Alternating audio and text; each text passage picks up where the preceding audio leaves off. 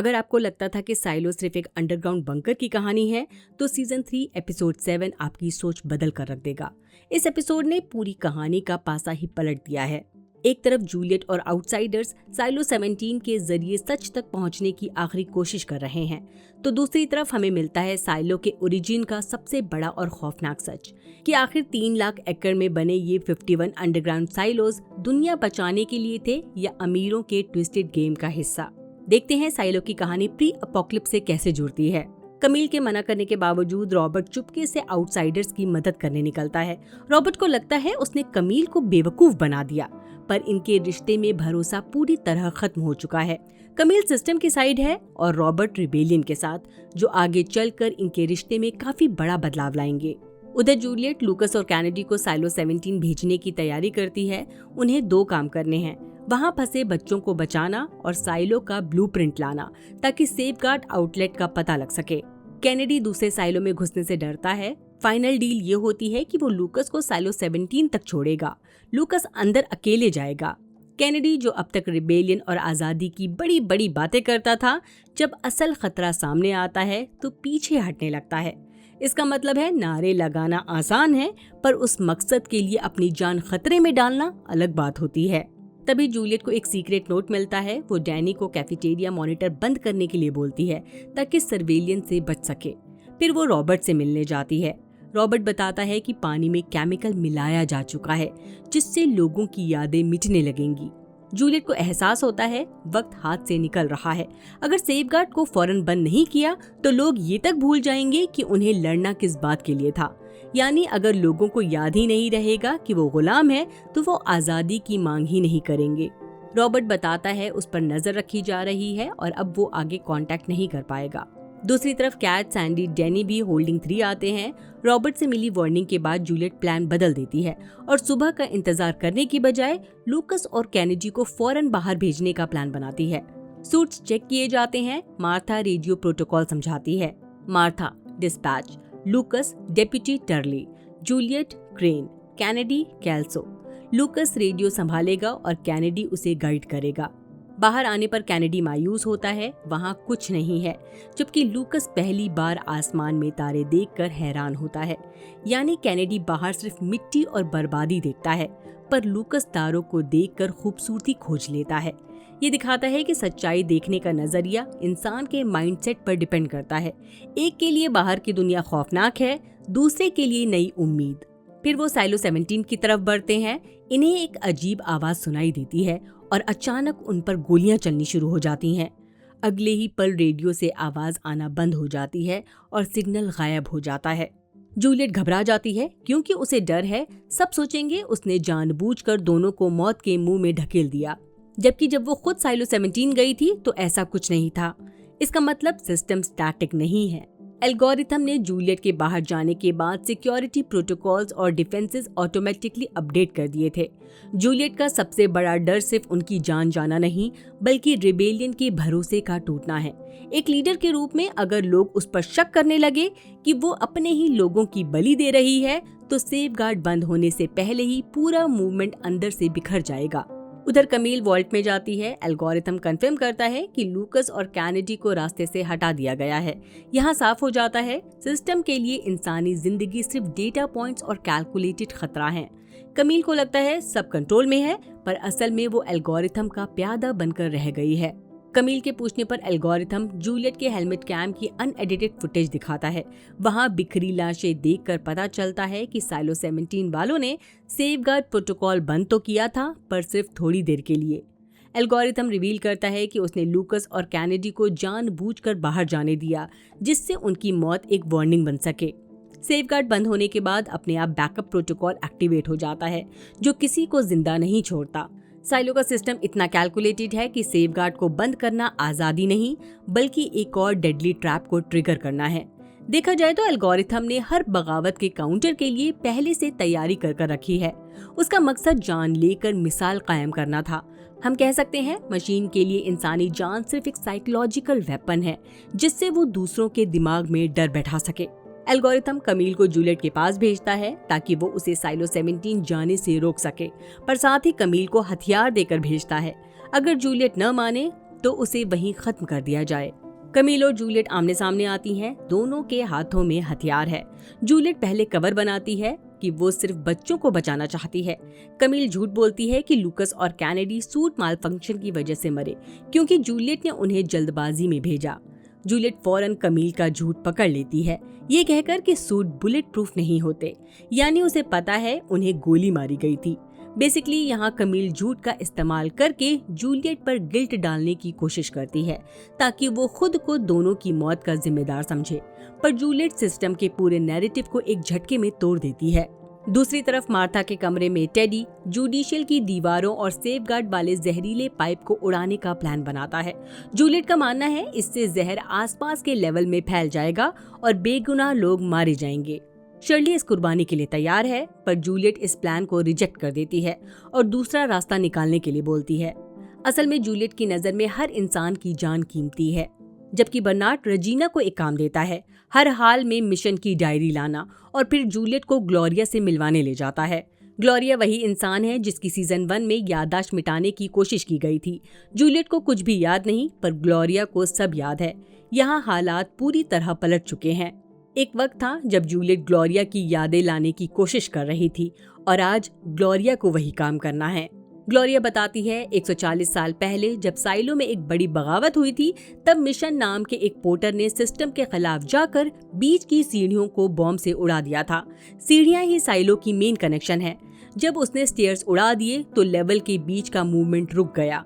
Sheriff और judicial के guards आसानी से दूसरे लेवल पर जाकर रेबल का कुछ नहीं बिगाड़ सकते थे। डायरी के आखिरी पैसेजेस पढ़कर पता चलता है कि याददाश्त मिटाने वाली दवाइयां इंसान के दिमाग को इतना तोड़ देते हैं कि लोग पागल होकर अपनी जान लेने लगते हैं। यहाँ मिशन की डायरी प्रूफ करती है कि साइलो का सिस्टम नया नहीं है। हर रिबेलियन के बाद सिस्टम मेमोरी वाइप को एक हथियार की तरह यूज करता है, और अब वही दौर 140 साल बाद आज की नई जनरेशन के साथ दोबारा दोहराया जा रहा है। तब बर्नार्ड जूलियट को समझाता है, अगर वाटर ड्रग फैल गया तो हजारों लोग पागल हो जाएंगे या अपनी जान लेने लगेंगे। इसलिए जुडिशियल उड़ाने में अगर कुछ लोग मरते भी हैं तो बचे हुए 9000 लोगों की याददाश्त बचाने के लिए ये कुर्बानी देना जरूरी है। बर्नार्ड का पॉइंट ये है कि अपनी मेमोरी और पहचान खो देना फिजिकल मौत से ज्यादा भयानक है। जब इंसान को पता ही नहीं होगा वो कौन है, तो वो अंदर से पूरी तरह टूट जाएगा। बर्नार्ड जानता है याददाश्त जाने के बाद साइलो के इंसान सिर्फ जिंदा लाश बन जाएंगे। वहीं रॉबर्ट घर आकर सोने की एक्टिंग करता है। कमील के जाने के बाद सैंडी रॉबर्ट से मिलती है। उसे जुडिशियल के पासेस चाहिए। ये पासेस इसलिए इम्पोर्टेंट हैं क्योंकि टेडी की टीम को जुडिशियल के अंदर घुसकर सेफगार्ड पॉइजन पाइप के पास एक्सप्लोजिव्स लगाने हैं। इसका मतलब है जूलियट ने टेडी के खतरनाक प्लान को अप्रूव कर दिया है। सैंडी और रॉबर्ट एंथनी की जैकेट का यूज करके जुडिशियल के पासेस अरेंज कर लेते हैं, और इंटरेस्टिंगली कमील को बाद में पता चल जाता है कि जैकेट के जरिए कुछ गड़बड़ हुई थी। जब रॉबर्ट और एंथनी घर लौटते हैं, कमील रॉबर्ट से कहती है कि उसके साथ जुडिशियल डिपार्टमेंट चले, वहां इन्हें नर्स एमी को इंटेरोगेट करना है। टेडी और उसकी टीम कमील और रॉबर्ट को जुडिशियल में एंटर करते हुए देख लेती है। उन्हें डाउट होता है क्या अब भी एक्सप्लोजिव वाला प्लान कंटिन्यू करना है, क्योंकि अगर जुडिशियल में रॉबर्ट और कमील पहले से ही हैं, तो धमाका करना और खतरनाक हो सकता है। जूलियट थोड़ी हेजिटेट करती है, लेकिन फाइनली वो हाँ बोल देती है। रीजन सिंपल है, शायद इन्हें जुडिशियल को हिट करने का दोबारा चांस न मिले, यानी जूलियट अब डेस्परेट पोजीशन में है। टेडी और उसकी टीम एक्सप्लोजिव्स लगाना शुरू कर देते हैं। तभी मार्था के रेडियो पर अचानक कैनेडी की आवाज आती है। वो लूकस के हेलमेट के जरिए कांटेक्ट करता है और बताता है कि साइलो 17 के बच्चे बिल्कुल ठीक हैं, पर लूकस जिंदा है या नहीं ये क्लियर नहीं करता। ये पक्का नहीं है कि रेडियो पर जिसकी आवाज सुनाई दी वो कैनेडी है या एल्गोरिथम उनकी फ्रीक्वेंसी हैक करके वॉइस बदल कर बात कर रहा है ताकि बॉम्ब ब्लास्ट को रोका जा सके। यहाँ सिस्टम ने आउटसाइडर्स की सबसे बड़ी कमजोरी को टारगेट किया, उम्मीद। एक आवाज ने एक पूरे एग्रेसिव ऑफेंसिव ऑपरेशन को 1 सेकंड में ढेर कर दिया। जूलियट को लगता है कैनेडी जिंदा है, और अगर कैनेडी सच में साइलो 17 में है तो अब इनके पास एक बड़ा एडवांटेज है, इन्हें ब्लूप्रिंट मिल सकता है, यानी अब जुडिशियल को उड़ाने की जरूरत शायद न पड़े। जूलियट तबाही का रास्ता तभी चुनती है जब कोई और चारा न हो। जैसे ही उसे बेगुनाहों को बचाने का जरा सा भी बेहतर रास्ता मिलता है, वो बिना सोचे अपने कदम पीछे खींच लेती है। मार्था रेडियो पर टेडी को ऑर्डर देती है, प्लान कैंसिल करो, वापस आ जाओ। प्रॉब्लम, टेडी पहले ही बॉम्ब लगा चुका है, अब उसे सारे बॉम्ब डिफ्यूज करने पड़ेंगे और इनके पास टाइम कम है। जबकि जुडिशियल के अंदर कमील को जैकेट का पता चल चुका है, वो रॉबर्ट से सच उगलवाने के लिए नर्स एमी पर गन तान देती है। रॉबर्ट को लगा उसने कमील को बेवकूफ बना दिया, पर कमील हमेशा 2 कदम आगे रहती है। ये दिखाता है कि सिस्टम सिर्फ सर्वेलेंस कैमरास पर नहीं बल्कि ह्यूमन साइकोलॉजी और माइक्रो बिहेवियर्स पर नजर रखते हैं। रॉबर्ट एंथनी का वास्ता देता है, वो नहीं चाहता इनका बच्चा ऐसे पेरेंट्स के साथ बड़ा हो जो कातिल हैं, और इस इमोशनल अपील के बाद कमील अपनी गन नीचे कर लेती है। ये सीन एक बड़ा सवाल खड़ा कर देता है, क्या बगावत और सिस्टम के बीच की लड़ाई में इंसानियत और फैमिली को बचाया जा सकता है, या सब कुछ तबाह हो जाएगा। वहीं हैंक और पॉल सीधे एड के ऑफिस जाते हैं। पॉल बोलता है कि ऑर्ला को साइलो में कहीं और मारा गया और फिर लाश को माइंस में फेंक दिया गया। एड कहता है अगर लाश साइलो के किसी एरिया से मूव की गई होती तो सिक्योरिटी कैमरास में जरूर रिकॉर्ड होता, इसलिए उसके अकॉर्डिंग पॉल की थ्योरी गलत है। लेकिन यहाँ एड थोड़ा डिफेंसिव हो जाता है और माइंस की सजा पर भाषण देने लगता है। बेसिकली यहाँ एड साइलो के पूरे जस्टिस सिस्टम को क्रिटिसाइज कर रहा है। पॉल टॉपिक बदलकर पूछता है कि एड किस शेरिफ की सबसे ज्यादा इज्जत करता था। एड हॉस्टन का नाम लेता है। पॉल फौरन रिवील करता है कि हॉस्टन एड को बिल्कुल पसंद नहीं करता था, ताकि एड इमोशनल होकर सच उगल दे। फिर पॉल ऑर्ला के कत्ल में उसका और उसकी बेटी ग्लैंडा के इन्वॉल्वमेंट पर सवाल करता है। एड मानता है कि वो गुस्से में था क्योंकि ग्लैंडा की जगह ऑर्ला को जॉब मिली, पर वो दावा करता है कि इन्होंने ऑर्ला को नहीं मारा और दोनों को ऑफिस से बाहर निकाल देता है। पॉल का हॉल्स्टन वाला रेफरेंस एक स्मार्ट साइकोलॉजिकल मूव है।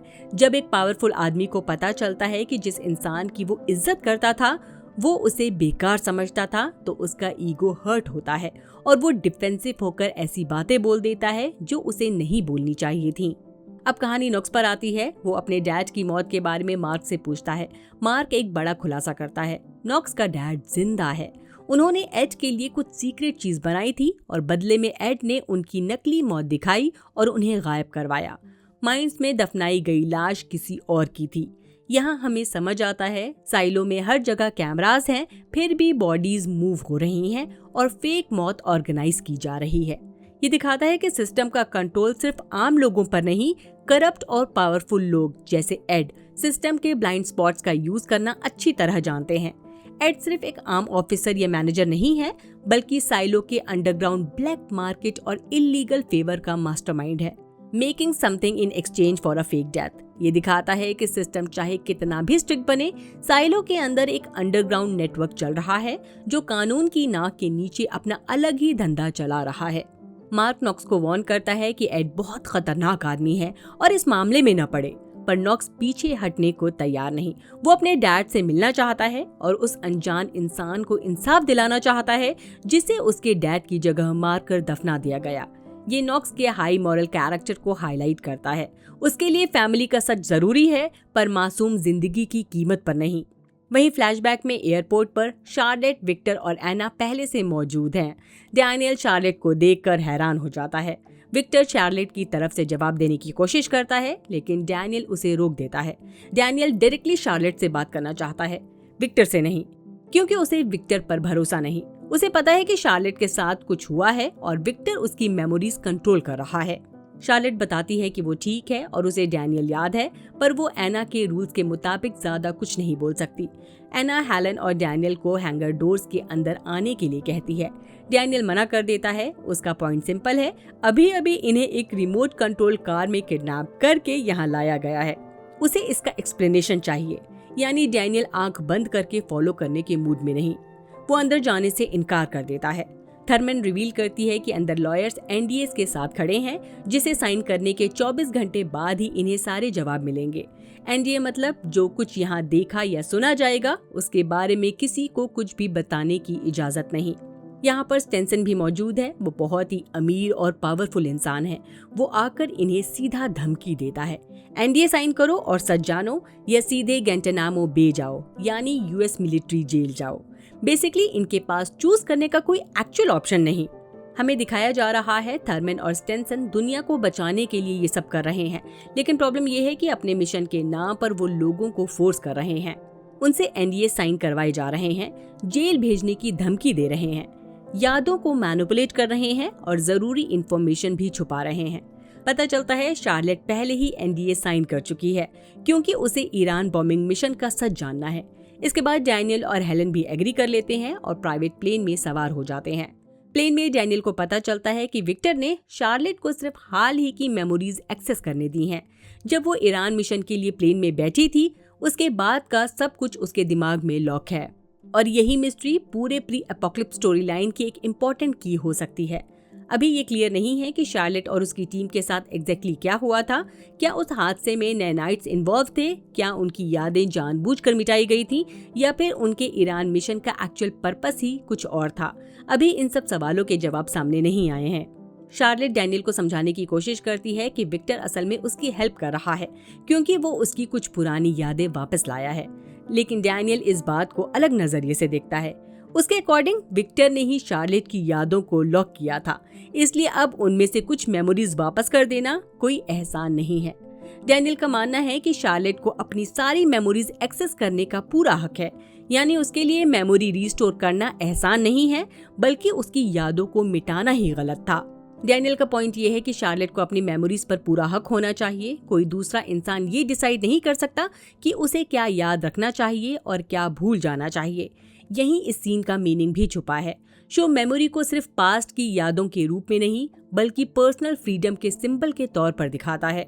अगर कोई आपकी मेमोरीज को कंट्रोल कर सकता है तो वो धीरे धीरे आपकी पहचान, आपकी हिस्ट्री, आपके रिश्ते और आपके फैसलों को भी इन्फ्लुएंस कर सकता है।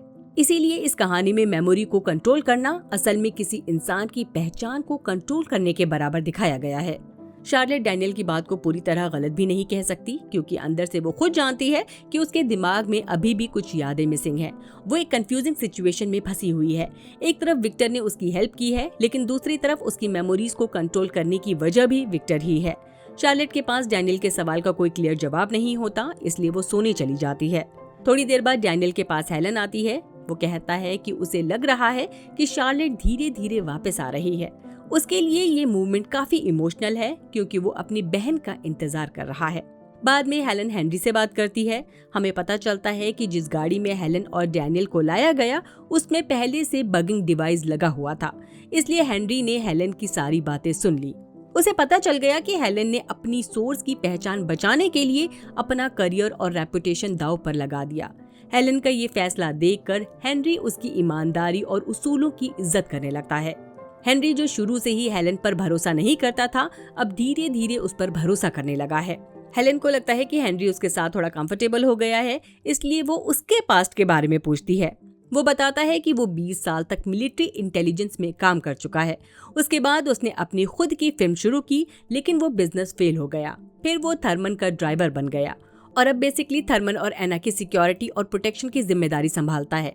इससे हेनरी का कैरेक्टर और क्लियर होता है क्योंकि वो कोई नॉर्मल ड्राइवर नहीं है। मिलिट्री इंटेलिजेंस में काम करने की वजह से उसे सर्वेलियंस, सिक्योरिटी, खतरे और सीक्रेट मिशन का काफी एक्सपीरियंस है और शायद इसी एक्सपर्टीज की वजह से थर्मन उस पर इतना भरोसा करती है। शार्लेट के जगने के बाद एना उसके पास आती है और उसकी तबीयत के बारे में पूछती है। शार्लेट क्यूरियस होकर पूछती है कि डेस्टिनेशन पर पहुंचने के बाद इन्हें क्या देखने को मिलेगा, लेकिन एना भी सीक्रेट रिवील नहीं करती और मिस्ट्री बनाए रखती है। साथ ही दोनों के बीच एक हल्की सी केमिस्ट्री भी नजर आती है। वहीं विक्टर डैनियल से शार्लेट की मेमोरीज के बारे में बात करता है। डैनियल पूछता है शार्लेट को उसकी यादें कब वापस मिलेंगी। विक्टर उसे यकीन दिलाता है बहुत जल्द शार्लेट अपनी पूरी यादें एक्सेस कर पाएगी। इसके बाद विक्टर अपनी पर्सनल कहानी शेयर करना शुरू करता है, जिसके जरिए वो डैनियल को समझाने की कोशिश करता है कि उसने शार्लेट की यादों के साथ जो कुछ किया उसके पीछे उसकी क्या वजह थी। विक्टर बताता है कि उसकी वाइफ और बेटी एक हादसे में मारे गए थे।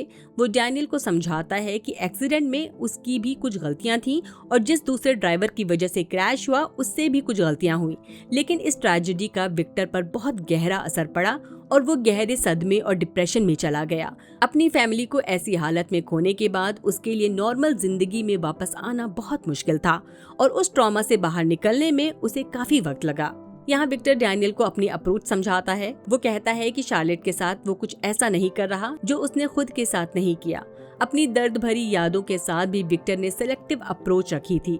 उसने कुछ यादों को इसलिए अपने पास रखा ताकि वो अपनी गलतियों से सीख सके, लेकिन उन मेमोरीज के कुछ पेनफुल डिटेल्स को सप्रेस कर दिया जो उसे बार बार उसी ट्रॉमा में ले जाती थी।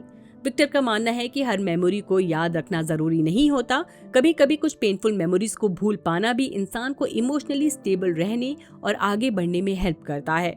विक्टर के लिए मेमोरी सिर्फ पास्ट के इवेंट को स्टोर करने वाली चीज नहीं है।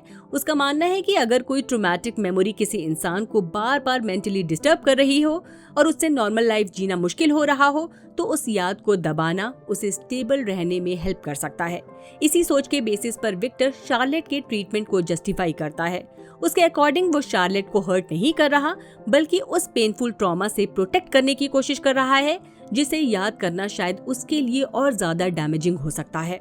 यहाँ सबसे बड़ी प्रॉब्लम ये है कि विक्टर का ट्रॉमा और शार्लेट का एक्सपीरियंस एक जैसा नहीं था। विक्टर एक कार हादसे का शिकार था और उसे पता था कि एक्सीडेंट में क्या हुआ, किसकी गलती थी और उसके बाद उसके साथ क्या हुआ। लेकिन शार्लेट और उसकी टीम के केस में हालात बिल्कुल अलग हैं। उन्होंने ईरान का आसमान में कुछ एक्स्ट्रा ऑर्डिनरी एक्सपीरियंस किया, लेकिन शार्लेट को खुद नहीं पता कि जेट में जाने के बाद एग्जैक्टली क्या हुआ था। इसलिए विक्टर अपने एक्सपीरियंस के बेसिस पर शार्लेट के ट्रीटमेंट को जस्टिफाई तो करता है, पर दोनों सिचुएशन का डायरेक्ट कंपैरिजन पूरी तरह फेयर नहीं है। यही सीन का सबसे बड़ा मॉरल सवाल है। हो सकता है विक्टर की इंटेंशन जेन्युइनली शार्लेट को प्रोटेक्ट करने की हो, लेकिन अच्छी नियत होने का मतलब ये नहीं कि उसका हर फैसला सही है। अगर शार्लेट को खुद ये डिसाइड करने का मौका ही नहीं दिया जा रहा कि वो अपनी सारी यादें जानना चाहती है या नहीं, तो विक्टर उसकी आजादी और चॉइस को कंट्रोल कर रहा है। डैनियल भी इसी बात पर ऑब्जेक्शन करता है। शार्लेट को अपने पास्ट और अपनी मेमोरीज के बारे में खुद फैसले लेने का हक होना चाहिए। इसी डिस्कशन के बीच हेलन को नीचे सिटी लाइट्स दिखाई देती हैं और वो पूछती है ये कहाँ पहुँच गए हैं। डैनियल बताता है एटलांटा।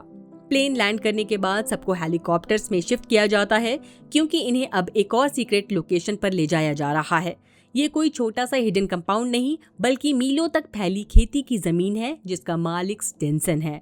डैनियल और हेलन हेलीकॉप्टर से सेंट्रल एरिया की तरफ जा रहे होते हैं। नीचे इन्हें एक बहुत बड़ी ड्रिलिंग मशीन नजर आती है, जो जमीन के अंदर होल बना रही है। तब समझ आता है यही वो साइलोज हैं जिनका कंस्ट्रक्शन चल रहा है। यानी डैनियल और हेलन पहली बार लिटरली साइलो सिविलाइजेशन को बनते हुए देख रहे हैं। अब हमें ये भी पता चलता है कि 51 साइलोज लगभग 3 लाख एकड़ के एरिया में बनाए जा रहे हैं। लेकिन सबसे बड़ा सवाल अभी भी वही है। थर्मन और बाकी लोग बार बार कह रहे हैं कि वो दुनिया को बचा रहे हैं, बट आखिर किस चीज से? इसी पॉइंट पर स्टेंसन हेलन को यूनिकॉर्न की एक कहानी सुनाता है। वो बताता है कि उसके साइंटिस्ट के पास एक रियल यूनिकॉर्न का जेनेटिक ब्लूप्रिंट मौजूद है और अब उनका काम उस जेनेटिक इंफॉर्मेशन की मदद से उस यूनिकॉर्न को दोबारा क्रिएट करना है। एक दूसरा बिलियनियर उस प्रोजेक्ट को फंड करना चाहता है, लेकिन कंडीशन ये है कि यूनिकॉर्न बनाने के बाद वो उसका शिकार करके उसे मार सके। स्टेंसन इसी बात पर कहता है अरबपति हर चीज बर्बाद कर देते हैं। इसी स्टेटमेंट को हम एक क्लू की तरह देख सकते हैं। हो सकता है पावरफुल अरबपतियों ने अर्थ को ही बर्बाद करने का प्लान बनाया हो। ये हो सकता है कि देश एक दूसरे के खिलाफ न्यूक्लियर वॉर करे, जमीन रेडियो एक्टिव हो जाए और रहने लायक न रहे, जबकि पहले से चुनिंदा लोग साइलोस के अंदर सेफ रहें। रेडिएशन खत्म होने के बाद यही आबादी बाहर निकलकर सिविलाइजेशन को दोबारा एस्टैब्लिश करे, लेकिन इस बार कंट्रोल अमीरों के हाथ में हो। यानी डेमोक्रेसी के बजाय एक ऐसी सोसाइटी हो जहां पैसा और पावर ही गवर्नमेंट का काम करे। यानी साइलोस जमीन के नीचे रहने की जगह नहीं है, बल्कि एक कंट्रोल एक्सपेरिमेंट और फ्यूचर सिविलाइजेशन को रीबिल्ड करने का इंफ्रास्ट्रक्चर हो सकते हैं। फिलहाल ये थ्योरी है, शो ने अभी इसे ऑफिशियली कंफर्म नहीं किया है, पर ये थोड़ा थोड़ा फॉल आउट जैसा लग रहा है। डैनियल का ड्रिलिंग एक्सपर्टीज यहाँ अचानक सबसे बड़ा गेम चेंजर बन जाता है, क्योंकि अगर थर्मन और हेनरी को पहले से पता था कि कोई बहुत बड़ी तबाही आने वाली है, तो उन्हें अंडरग्राउंड शेल्टर और बड़े बड़े साइलोस बनाने के लिए डैनियल जैसे एक्सपर्ट की ही जरूरत थी। यहीं से ये पूरी कहानी साइलो की मेन टाइमलाइन से जुड़ती हुई नजर आती है। डैनियल का काम था जमीन के नीचे साइलो बनाना, हेलन का यूज मीडिया और कम्युनिकेशन को कंट्रोल करने के लिए हो सकता है, जबकि थर्मन और हेनरी के पास पूरी गवर्नमेंट पावर और रिसोर्सेज थे। देखा जाए तो ये पूरी टीम एक मैसिव अंडरग्राउंड सर्वाइवल प्रोग्राम बनाने के लिए एकदम परफेक्ट और लॉजिकल कॉम्बिनेशन लगती है। यहाँ एक और चीज है, अगर गवर्नमेंट सीक्रेटली हजारों लोगों के लिए जमीन के नीचे रहने की जगह बिल्ड करना चाहती है, तो सिर्फ इंजीनियर काफी नहीं होंगे, उन्हें आम जनता को कन्विंस करना पड़ेगा। खतरा असली है, पैसों की जरूरत है, इमरजेंसी में जरूरी कदम उठाना जरूरी है, और गवर्नमेंट जो कर रही है वो सर्वाइवल के लिए है। हेलन एक जर्नलिस्ट है, इसलिए लोगों तक इन्फॉर्मेशन कैसे पहुंचानी है और लोगों के सामने कैसे सिचुएशन कैसे प्रेजेंट करना है, इसमें उसकी एक्सपर्टीज यूजफुल हो सकती है। यानी क्राइसिस के वक्त पब्लिक ओपिनियन और नैरेटिव को मैनेज करने में हेलेन का एक्सपीरियंस काम आ सकता है। यहाँ हेलेन को प्रोपेगेंडा के लिए रिक्रूट किया जा सकता है या वो गवर्नमेंट के नैरेटिव को एक्सपोज करने के लिए यूज की जा सकती है। हम कुछ भी सोच सकते हैं। यहाँ एक और इंटरेस्टिंग चीज है, इन्हें दुनिया बचाने के नाम पर रिक्रूट किया जाता है, लेकिन इन्हें ये नहीं बताया जाता कि दुनिया को खतरे में डालने वाली टेक्नोलॉजी के पीछे कौन था। चलिए अब किताबों पर आते हैं। बुक्स का एक इम्पॉर्टेंट कॉन्सेप्ट है कि अलग अलग साइलोज को बेसिकली ह्यूमन सोसाइटीज के एक्सपेरिमेंट की तरह ट्रीट किया जाता है। हर साइलो को अलग कंडीशन में चलने दिया जाता है और देखा जाता है कि कौन सी सोसाइटी सरवाइव करती है। एक और इंटरेस्टिंग चीज है, शो ने अभी तक कंफर्म नहीं किया है कि स्टेनसन का एग्जैक्ट प्लान बुक वाले साइलो एक्सपेरिमेंट जैसा ही है। सीरीज ने साइलो की ओरिजिन को अपनी प्री अपोकलिप्स स्टोरी लाइन के साथ काफी एक्सपैंड और चेंज किया है। चलिए इसी चेंज के साथ ये वीडियो यहीं खत्म करते हैं।